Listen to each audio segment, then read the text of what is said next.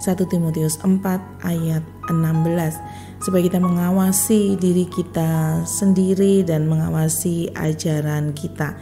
Paulus kepada Timotius, pada masa Timotius hidup itu begitu banyak pengajaran palsu, pengajaran sesat, sehingga Paulus harus menasehati Timotius supaya dia tidak sama dengan orang-orang di sekitar dia.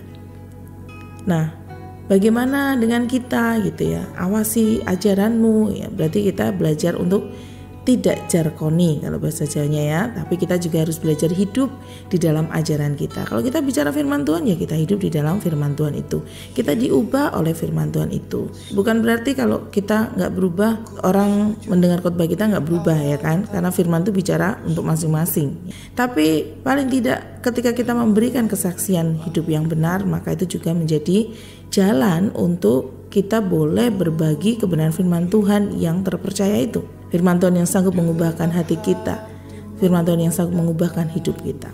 Dan kemudian ada kata bertekunlah, artinya itu menjadi satu kebiasaan hidup untuk hidup di dalam kebenaran.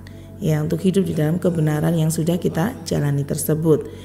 Dan kebenaran itu, ketekunan kita itu akan menyelamatkan diri kita sendiri maupun orang yang mendengarkan kita.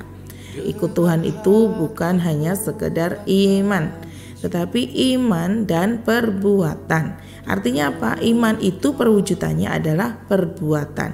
Jika tanpa perbuatan kita mengaku percaya Yesus, kita tidak mau berubah, kita tidak mau belajar, bukan berarti kita sudah 100% Superman gitu ya.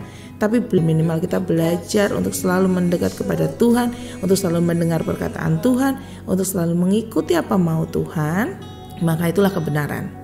Iman dan perbuatan itu tidak akan mati.